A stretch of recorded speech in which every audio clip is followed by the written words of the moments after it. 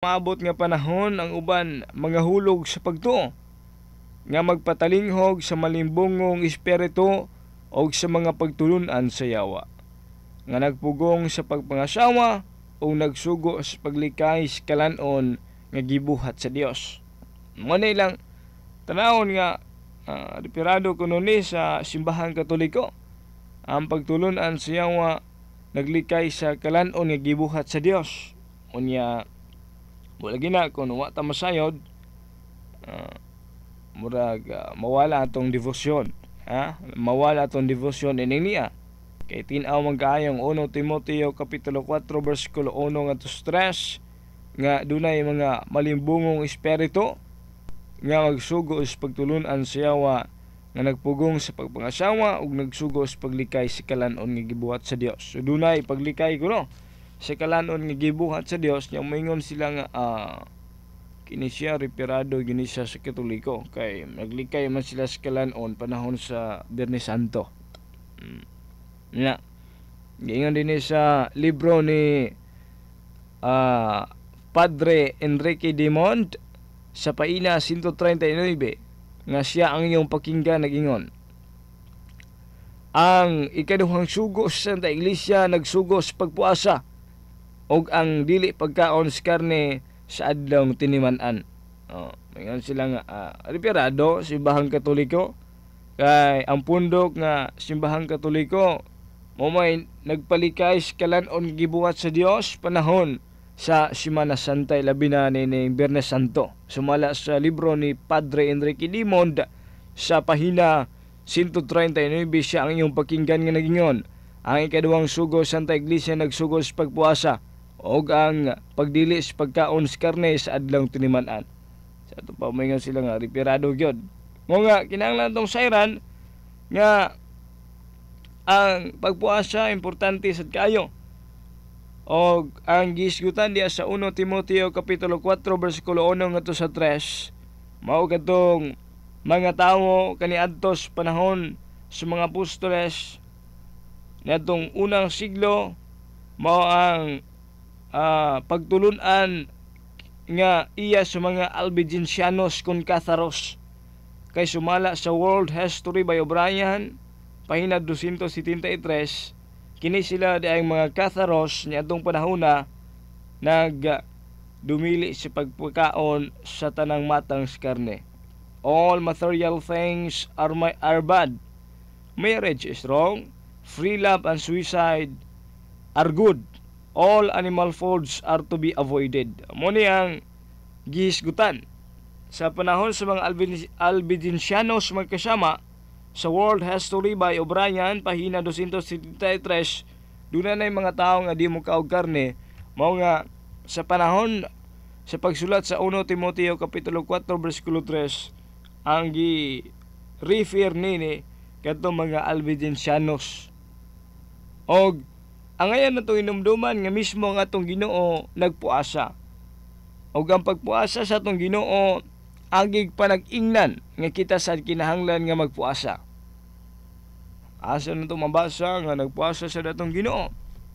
Ato kining mabasa diya sa Mateo kapitulo 4 bersikulo 1 ngadto sa 10. Ang balaang kasulatan naghisgot sa pagpuasa sa atong Ginoo. Sa diyang gitintal ang atong Ginoo sa San Mateo kapitulo 4 bersikulo 1 unya gidala si Jesus sa Espiritu Santo ngadto sa dapit nga waaw aron tintalon sa yawa. Didto nagpuasa si Jesus sulod sa 40 ka adlaw o 40 ka gabi unya gigutom siya. Siyang pagkatawhanon mibatig kagutom mga atong Ginoo. Musa tinaawsad mga kasama nga dunay pagpuasa nga gisgutan sa Biblia ug unang panag-ingnan ini sa bag-ong kasabutan mao kining si Ginoong Jesucristo. Bisan si San Pablo diya sa 1 Corinto kapitulo 8 bersikulo 13 gaingon ang apostol nga si San Pablo kung ang pagkaon makaangin sa pagpakasala ako mismo dili mo kaon og karne aron ang akong igsuon dili magkasala. Sa ato pa mismo ang mga apostoles, labi na San Pablo sa iyang sulat sa 1 Corinto kapitulo 8 bersikulo 13, tin-aw mga kasama nga gaawhag sad siya nga mismo ganiyang kaugalingon dili mo kaon og karne aron di sad magkasala ang iyang mga igsoon. So naa sa Biblia ang ato ang pagpuasay labi na ning adlaw sa tiniman-an. Kay mismo ang atong Ginoo mao ang unang panag-ingnan, kay mismo ang atong Ginoo mao ang unang nagpuasa sulod sa 40 ka adlaw, og siya atong sumbanan isip kita mga Kristiyanos mga kinahanglan sa nato nga magpuasa magkasama ilabi na nining panahon sa Biyernes Santo, pero wa kita pugsan na. Doon na kita kabubuton nga mosunod pagdili, pero ang canon law nag-iskod sad ng katulang 59 paubos aron og katong mga nagmaskiton mamahimo to silang exempted ini katong mga nagmaskiton naa sa balay tambalanan og tagsa-tagsa ka panimalay. So kita nga way sakit kining pagpuasa pamaagi aron ang atong sanctifying grace nga nadawat humanta mabunyagi mas mulig-on ug mapuy-an nato kining ni ang atong pagtuo.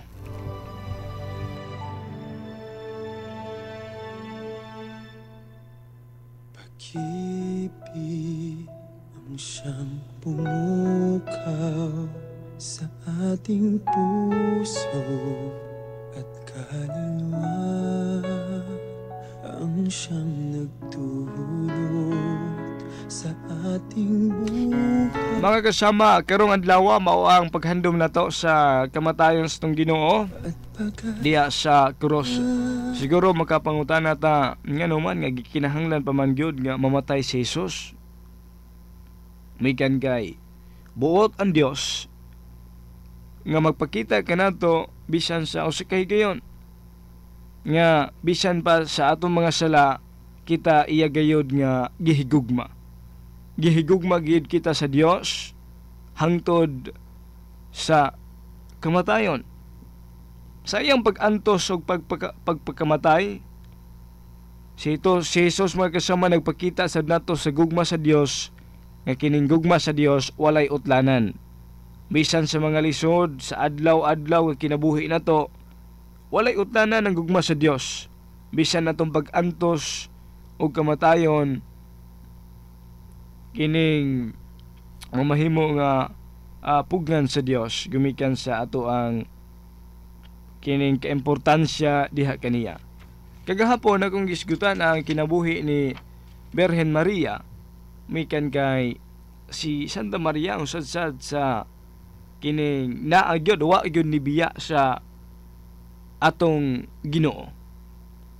Ang mga apostoles, dunay mga apostoles nga nibiya.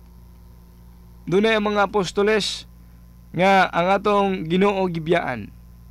Ang atong Ginoo nga si Ginoong Hesus mismo ilang gihimakak ilabi na San Pedro. Pero si Santa Maria bisan og naa nagkita niyang iyang anak nga nagantos gasunod gyud si kanunay. Santa Maria wa gyud mibiya bisan diha sa tiilan sa cross. Mao nga ang simbahan dunay gidefine nga 7 ka mga major sorrows of Mary. Unsa maning major sorrows of Mary? Ang 7 ka mga dagkong panghitabo diin si Santa Maria mga kasama nagpakita o nagantos na sakit sad. So, kagahapon ako ning giskutan nga kung naigugma ta sa anak, kinahanglan higugmaon sa nato ang nanganak nga mao si Santa Maria.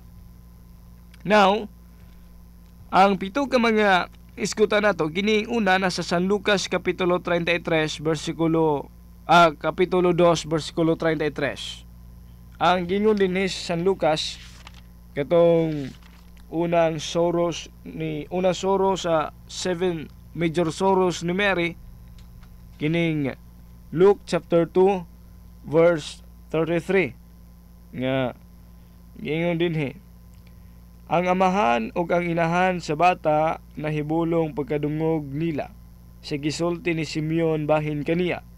Unya gipanalanginan sila ni Simeon og miingon kang Maria nga inahan sa bata. Kining bata ang gipili sa Dios alang sa kalaglagan og kaluwasan sa daghang tawo sa Israel. Mahimo siyang ilhanan gikan sa Dios og nga supakon sa daghang mga tao. Tungod niini madayag ang ilang mga tinaguang hunahuna. Og ang kagool nga sama sa usa ka hait nga espada mulagbas sa imong kaugalingong kasing-kasing. Unang soros ni Mary mo kining pag-ingon nga ang kasakit mulagdas sa kasing-kasing ni Santa Maria. Kaduha ang flight of Egypt, katong ilang paglakaw sa Egypt, mga kasama nga tumabasa sa Matthew chapter 2. Ikatulo ang pagkawalas tong Ginoo, the lost of Jesus in Jerusalem. Katong ang atong Ginoo ilang gibalikan kay wa kakuyog silang pagpuli. Ikaupat katong si Kristo, si Jesus nagpas-an sa krus. Mukha to'y kasakitan sad ng gibati ni Santa Maria. O ang paglansang mismo sa krus ni Ginoong Hesus. O ang kining pagnaog ni Ginoong Hesus dito sa krus nga naagyapon si Santa Maria. O ang paglubong sa atong Ginoo nga itong mabasa sa John chapter 19. Sa ito pa, doon ay mga major soros si Santa Maria, labi na sa kaluwasan sa kalibutan. Paghalad siyang kinabuhi isip inahan. Bisan sa kasakit o kaguol ni Santa Maria, but wa siya mihunong, milahutay siya ni ini magkasama. So naa kaniya ang kinaiyas paglahutay. Mo nga diya sa San Mateo kapitulo 12 nga ang mulahutay sa katapusan maluwas.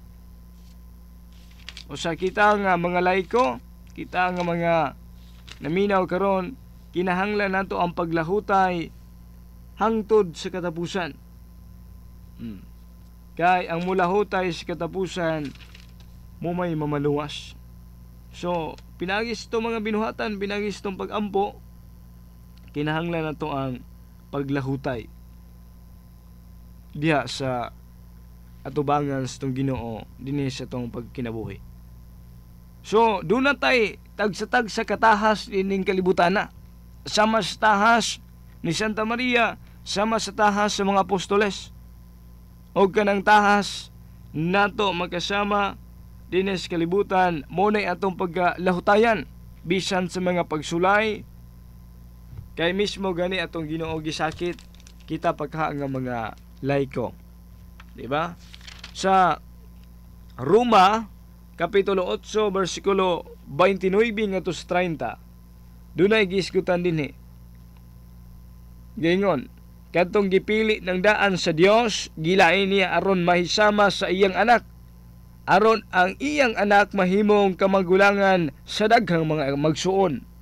Busa gitawag sa Dios kadtong iya nang gilain. Wala lamang niya tawga sila kundi gihimo sab niyang matarong o gipaambit sa iyang himaya. Sa to ba doon na tayo tagsatag sa katahas, doon na tayo tagsatag sa katawag. Ikaw nga naminaw karon, you cannot accept sa tawag o misyon nga gihatag sa Dios nga na kanimo. Mao nga si Jeremias kapitulo 1 bersikulo 5, gipili ng diyaan bisan naa pa siya sa sabakan sa atong Ginoo o sa iyang inahan. Gipili na siyang daan sa Ginoo bisan na pa siya sabakan sa iyang inahan. Nga dunay misyon og sama sa inahan ni Ginoong Hesukristo, Santa Maria, gipili na sad ng daan og sama nato nga dunay tagsatag sa katahas nga gilain na anang mao nga tahas. So manghinaot ta nga pinaanggis tong paglahutay, Pinaagis tong paglahutay sa tahas na to, mapuy-an na to atong pagka-Kristohanon, atong pagkakatoliko. Kay ato nang balikon kitang tanan, di makaikya sa tawag sa Dios. Pero sa tawag sa Dios, nining panahon sa Biyernes Santo, sa plano sa Dios, dili ta maguna-huna nga pulos maayo ang atua nga kinabuhi. Although dunay maayo sa mga pananglitan sa mga apostoles, sa unang milagro sa atong Ginoo, diha sa ikaduhang milagro, katong higayon nga ang atong Ginoo nagpakaon sa pila ka mga tawo, ang paan gipadaghan, ang isda gipadaghan. Pakita kadto mga kasama nga dunasay kining higayon nga ang mga apostoles na lipay sa pagkuyog-kuyog sa atong Ginoo, nakakaon sila, nalipay sila. Pero dili lundon kalipay ang bation kung kita day mga lagad. Di ta makaikya sa tawag sa itong journey nga duna sa tay pain and sorrows, mga pagsulay trials nga kinahanglan hangtod sa katapusan, bisan magtinga na ta ato gihapon nga malahutayan ang tahas. So may personal experience ganyan to, dili na kumudawat og talks kay naaman ta sa dito sa dagpayon sa pagadian sa una, medyo naang kalaay, pero kung gilain day kang daan diyan sa Ginoo, mangit dunay paagi ang Ginoo nga ikaw makabalik sa kabuluhaton. Sa mga pangananglitan nga bisan si San Pedro na makag, pero mismo nga itong Ginoo nangitag paagi aron magkumpisal San Pedro o magkapadayon siyang tahas, isip pinili sa tanang mga apostoles, isip head sa simbahan, si Santa Maria. So kitang tanan dunay tagsatag sa katahas. Usahay maskitan ta o usahay malipay ta diya sa mong tahas. So dunay mga desisyon sa kinabuhi sad nga mismo nga atong kauban sa pamilya mubatig sakit sama sa gibati ni Santa Maria. Ano man, mubatig sakit kay kung ang anak gani plano nila nga ang ilang anak mamahimo nga abogado, mamahimo nga engineer, unya ang hangyo sa anak nga dili gusto kay mahimong pari, maskitan mayon nga dili na mao. So usahay sad mamahimo nato nga oposisyon diya sa itong tagsatagsa ka mga pangandoy ang aturang kauban sa pamilya sa dusahay. Nga masakitan kun ang kinabuhi sa sakop sa pamilya ihalad alang sa kaayuhan sa tanan. Diba? Doon na tayo panahon nga ingon anak sa ta nga kung doon ay maghalad sa iyang kaugalingon ngadto sa uban, medyo mas kita mo'y masayangan. Pero kinahanglan na to nang naa nga pamalandungan. So sama sa higayon nga si Santa Maria, nakita niya nga ang iyang anak nga si Ginoong Jesucristo kining nagantos bisan unsay kasakit yang gibati ni Santa Maria, iya kining gihalad ngadto sa Dios.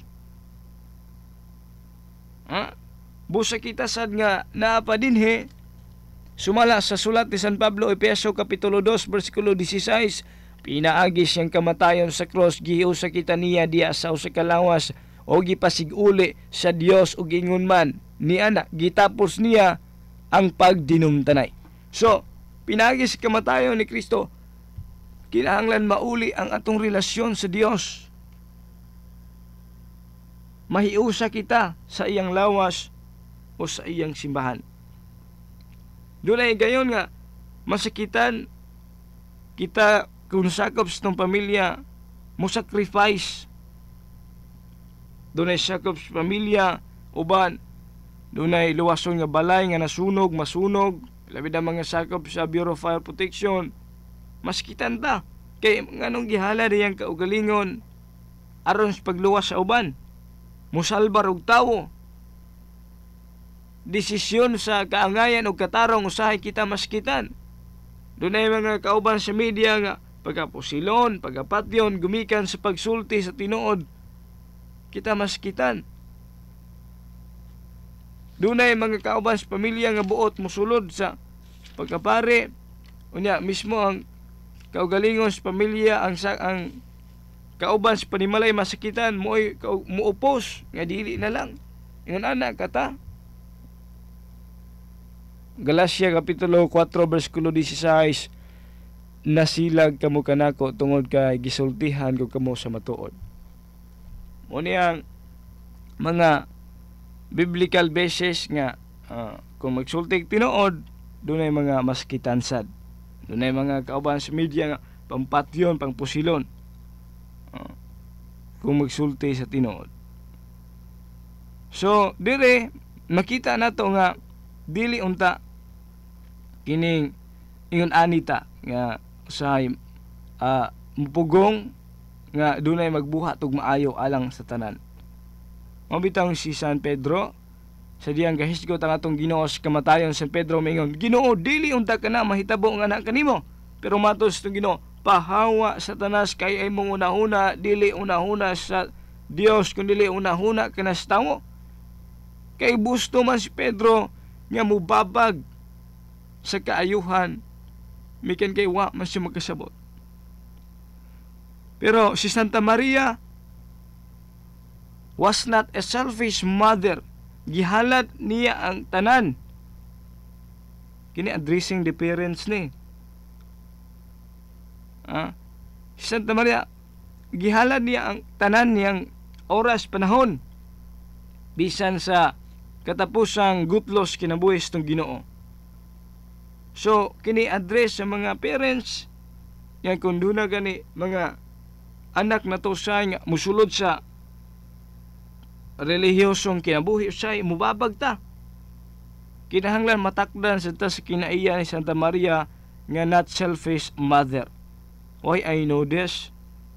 Because before makahinumduman ta nga doon na sa tay mga kauban sa pamilya nga muupos kung galing doon na tay pangandoy ng inana. Sakitan sila nga makakita. May kan kay dili mo ang plano.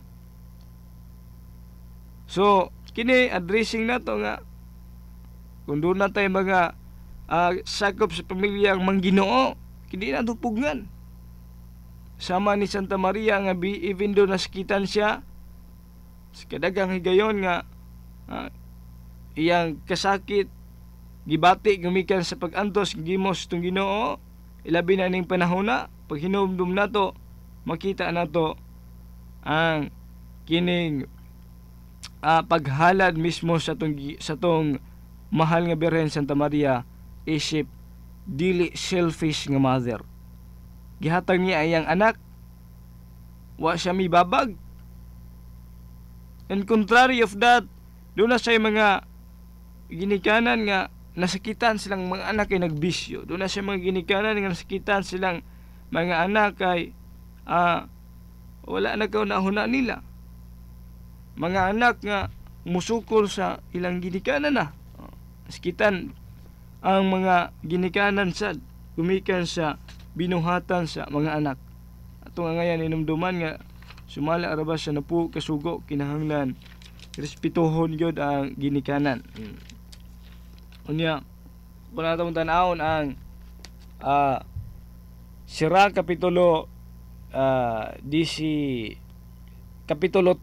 versikulo 16, sumala sa Sirach gaingon dinhi, siya nga wala magtagad sa iyang amahan, may sama sa nagpasipala sa Ginoo, og siya nga naghatag og kasuko siyang inahan, gitunglos Ginoo.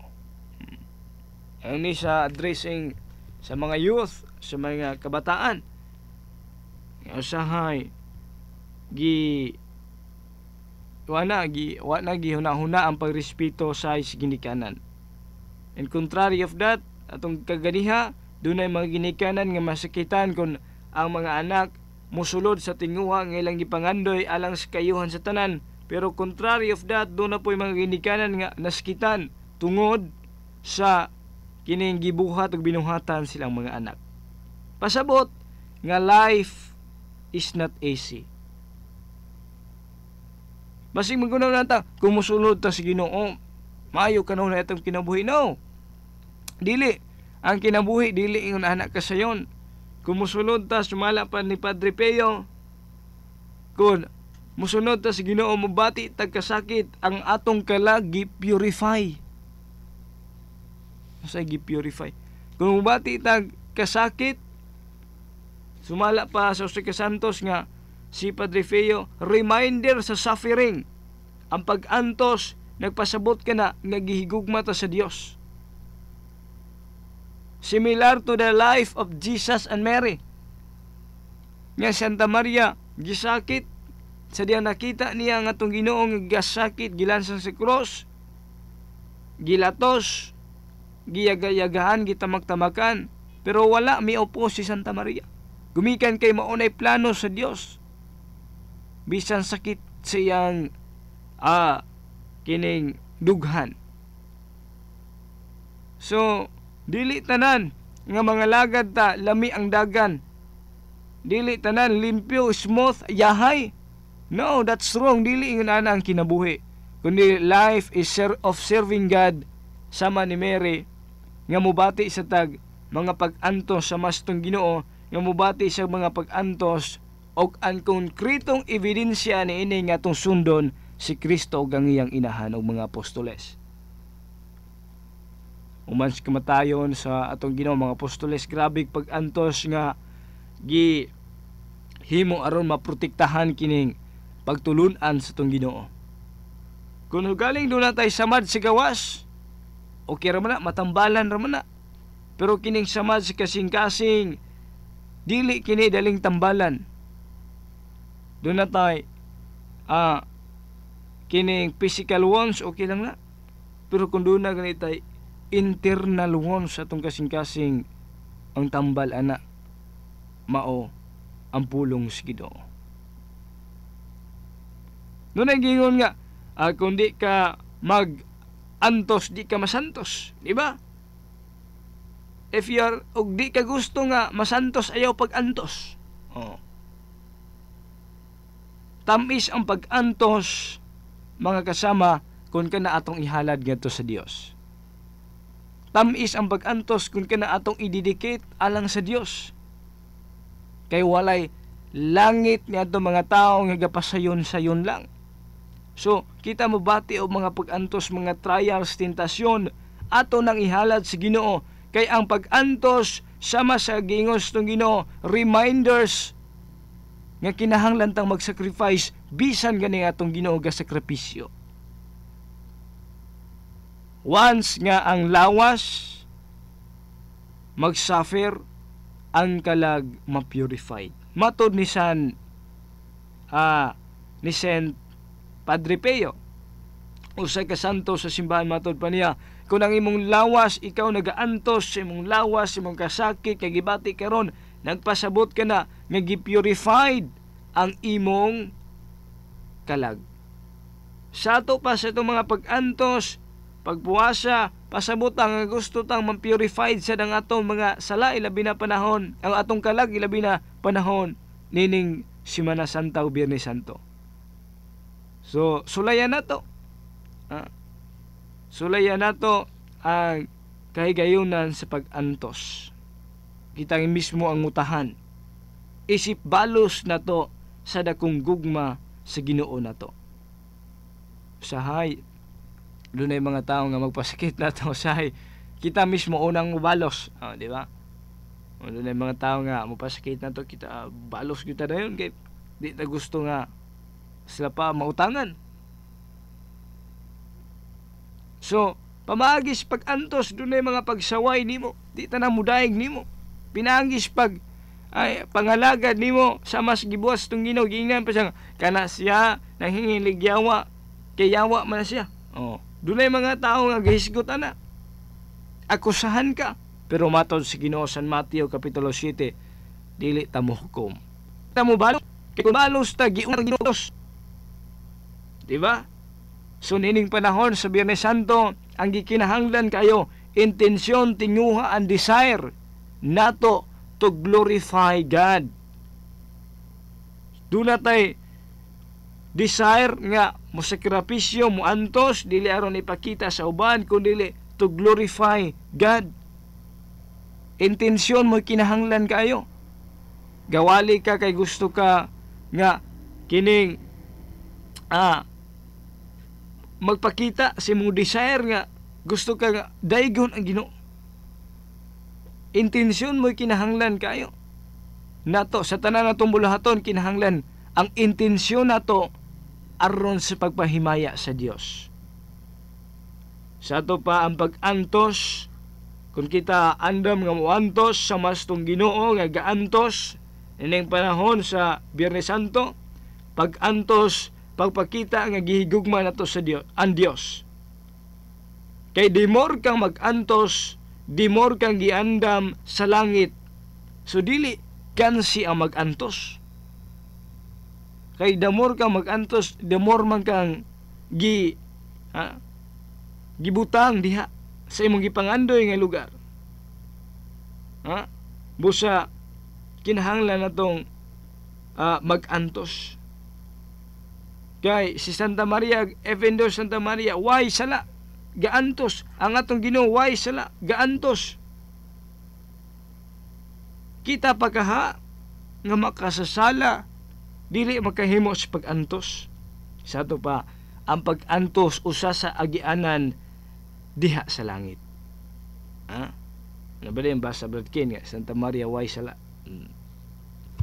Kaalam kapitulo 1 bersikulo 4. Ang gingon din sa balaang kasulatan mga Kaalam kapitulo 1 bersikulo 4, ang gingon din nga dili mosulod ang kaalam na tumahugaw. O di mosulod ang kaalam dito sa mahugaw. Ang kaalam dili gayud mo puyo diya sa bisan kinsa nga malimbungon o magpaulipon sa sala. Sado pa ang kaalam dili mosulod ngadto sa kining makasasala, kundi ito gyud sa limpyo.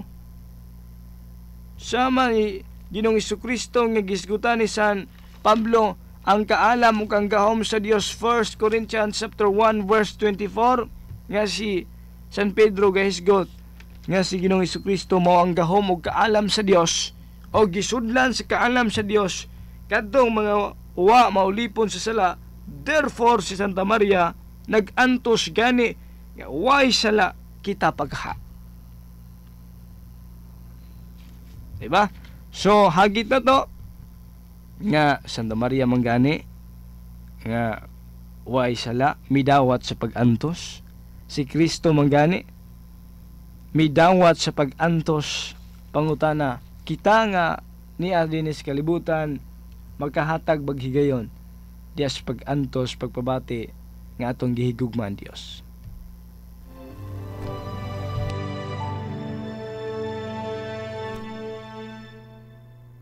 Pag-ibig ang siyang pumukaw sa ating puso at kaluluwa, ang siyang nagtulot sa ating buhay ng gintong aral at pag-asa.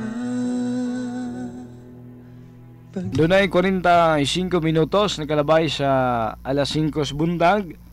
Agig reflection na to niya, agig pagpaambit sa nining panahon sa Biyernes Santo mga kasama.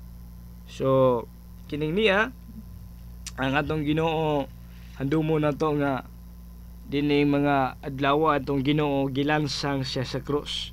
Daghang naninggid nga gilansang sa krus. Og ang atong pagtuong Katoliko, ang atong pagtuong Katoliko nagmando kanato sad nga nining panahona dunay mga pagpahinuklog sa tuang tagsa-tagsa kapag panimalay, dunay mga tindahan nga dili pag-aablihan, mikan kay agig pamalandong.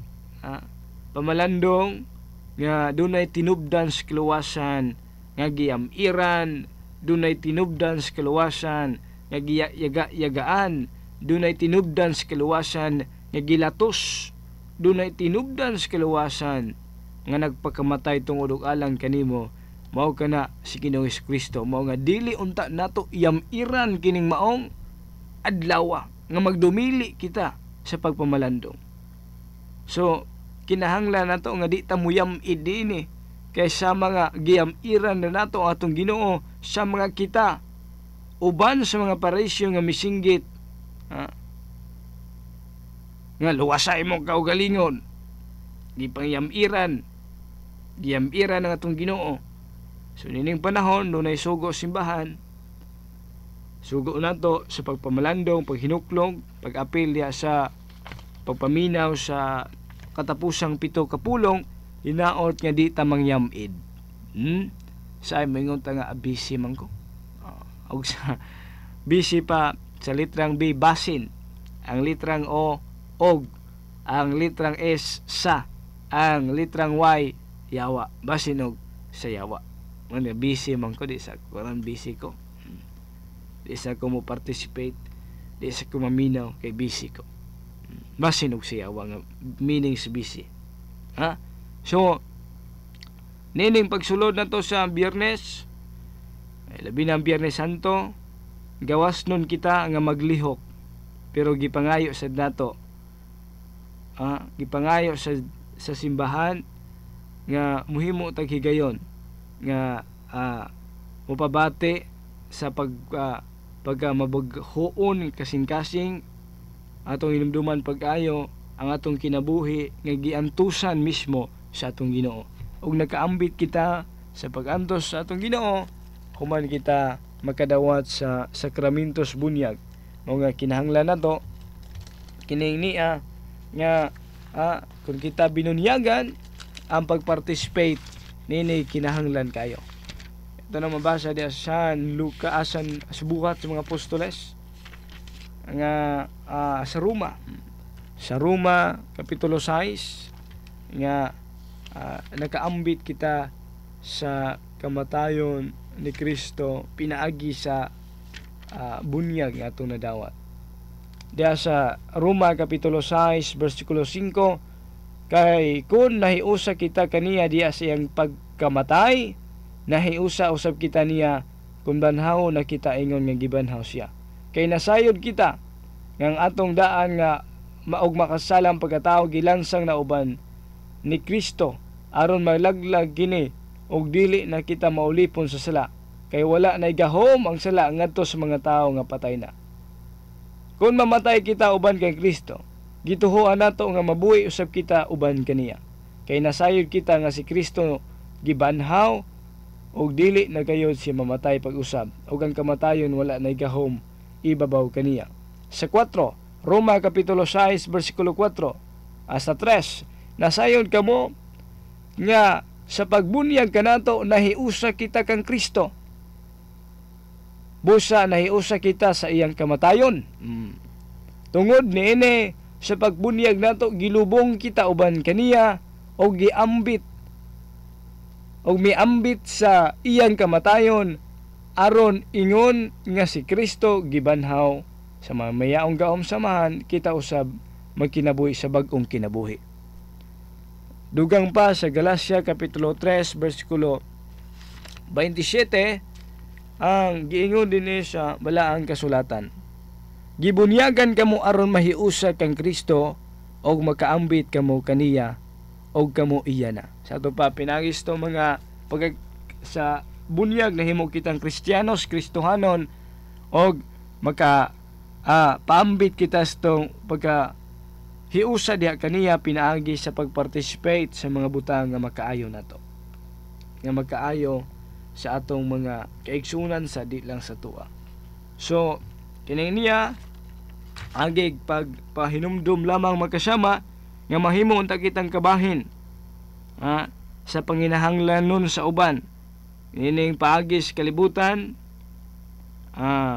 atong tanginumduman nga mupuyo unta dinhi si Kristo sa tagsa-tagsa nato ka pamilya, panimalay, aron ang kaluwasan nga nasugdan sa tong Ginoo modagayday kanato sa tong kaugalingon, dili sa tong kaugalingon lamang kundi ngadto sab sa uban, aron kita maila nga tinuod gayod nga anak sa Dios. So ang giingon sa pagbasa kanunay kagahapon, kanunay niyang gihigugma kadtong mga iya nga naa sa kalibutan o gihigugma niya sila hangtod sa katapusan. Tungod sa dakong gugma sa Dios, John chapter 3 verse 14 ngadto sa 16, kay gihigugma sa Dios ang kalibutan ug tungod niini iyang gihatag ang iyang bugtong anak. Lig-on nga ebidensya sa dakong gugma sa Ginoo nato. O kanang gugmaha munay atong kinahanglan kayong timan-an kanunay. Kay matud pa sa usa ka santos gihapon nga ang pag-antos sa gibatis ng Ginoo kinahanglan atong ipahinumdum sa tong kaugalingon aron kita makapuyo. Makapuyo kita diya sa tinuod nga Kristohanon sad nga kinabuhi. So kining niya may mga pamaagi magkasama nining panahon sa Korisma ato na napaambit kay ganiha panahon sa Semana Santa nga dunay higayon nga ang atong Ginoong Kristo nagpuasa, dunay higayon nga San Pablo nagpuasa. Sila nga mga tao mahimo nato nga kining panag-ignan, himo natong sundon silang kadasig. Sila nga mga tao nga mga balaan nga naa sa kauban sa simbahan. So ang mga pag-antos dili kana mo'y magkapahilayo kanato sa Dios, kundi ang atong mga sala mo'y magkapahilayo kanato sa Dios.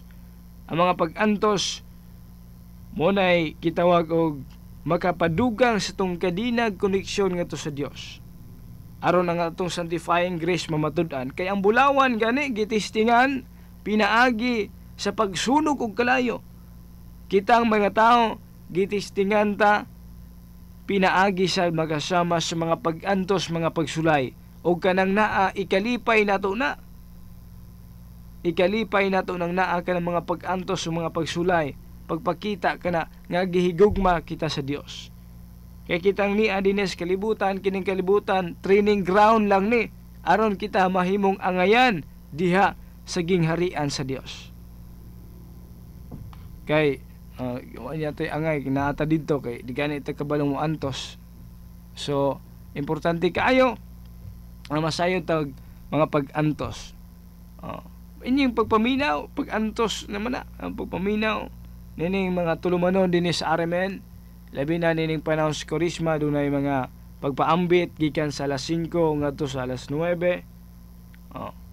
Sunod ini si Brad Veritas tong pagyukpusan, nahimo sad nga kabahin magkasama sa pagpaambit sa pagtuong Katoliko. Labi na natong wa gayud masayod. Labi na natong mga gusto pa gyud nga masayod. Kay gayunan kini nato magkasama kitang tanan.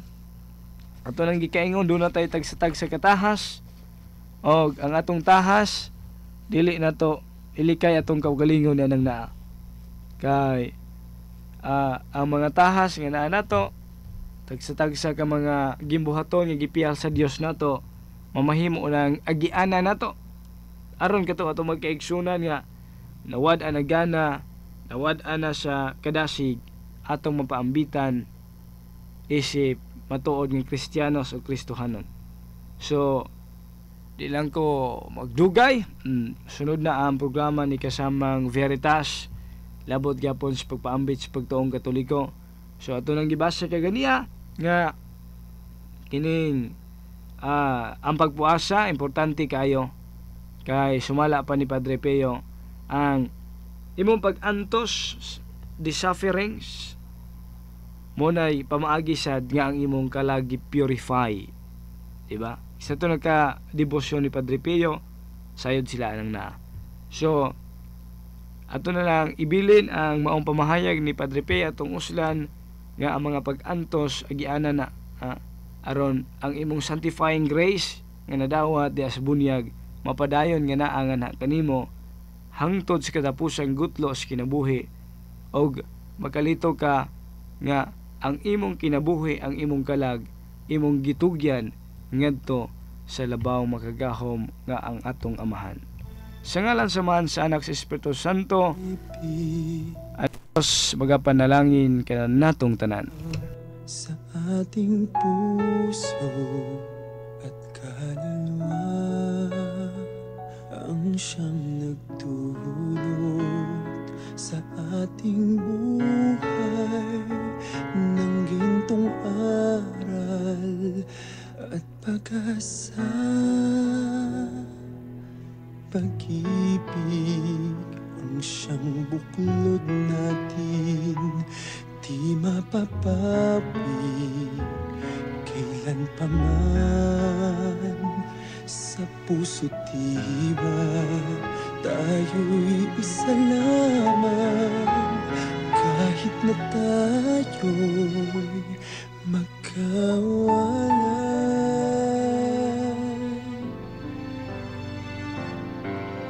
Pagkat ang Diyos natin, Diyos ng pag-ibig, magmahalan tayo't magtulungan. At kung tayo'y bigo, ay huwag limutin na may Diyos tayong nagmamahal.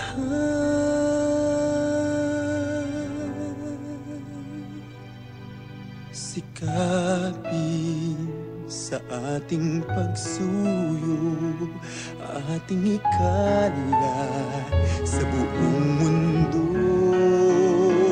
Pag-ibig ni Jesus ang siyang sumakop